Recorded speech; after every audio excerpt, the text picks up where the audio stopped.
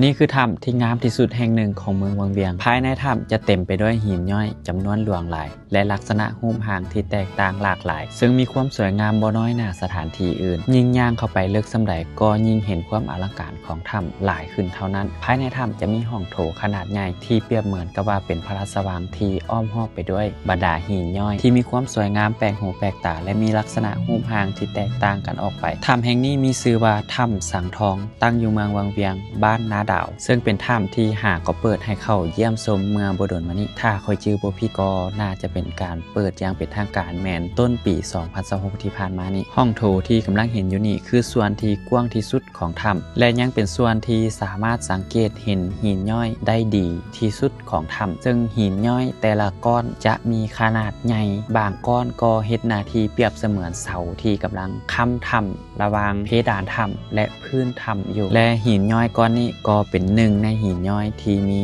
ลักษณะใหญ่ที่สุดอยู่ในถ้ำแห่งนี้มีความลึกอยู่ประมาณ200 เมตรและใช้เวลาในการย่างเข้าไปจนสุดถ้ำแมนประมาณ30 นาทีในระหว่างที่เฮาย่างอยู่ในถ้ำเฮาก็จะได้ชมบรรดาหินย่อยต่างๆที่มีลักษณะรูปร่างแตกต่างกันออกไปบางก้อนก็จะย่อยมาแต่ถึงเพดานเป็นสายลงมาและบางก้อนก็จะมีลักษณะเป็นสีขาวเหลื่อมบอนที่ค่อยยืนอยู่นี่ลักษณะของหินจะเป็นคล้ายกับลักษณะของงูซึ่งมันจะคดเคี้ยวเลี้ยวไปแบบนี้เลยถ้าเอาเรื่องความเชื่อมาใส่ก็คงจะหนีบ่พ้นเรื่องราวของพญานาคจุดนี้จะเป็นจุดเดียวที่มีลักษณะแตกต่างจากจุดอื่นๆของถ้ำพอสมควรเลยเนื่องจากว่าลักษณะของพื้นจะบ่แม่นพื้นเรียบและก็บ่แม่นพื้นหินคือหินทั่วไปมันจะเป็นหินที่มีการคดเคี้ยวเลี้ยวคือกับโตของงูสำหรับสภาพอากาศอยู่ในถ้ำแมนเย็นที่สุดเลยคือกับว่าเปิดแอร์แนวใดแนวนั้นและบ่อนนี้จะเป็นบอนที่ลึกที่สุดของถ้ำแต่ลักษณะของหินย่อยอยู่บอนนี้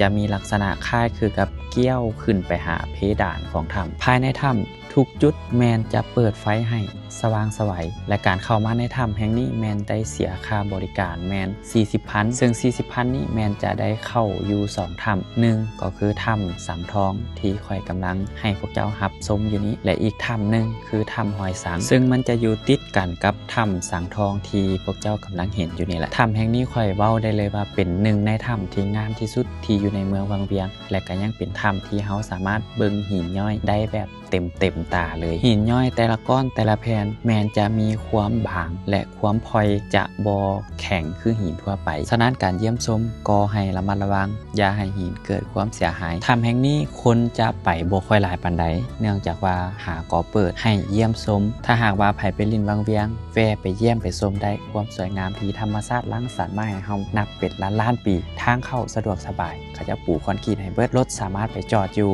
ทางหน้าถ้ำได้เลยทั้งหมดนี้ก็คือบรรยากาศโดยรวมของถ้ำสังทองบ้านนาดาวเมืองวังเวียงแขวงเวียงจันทร์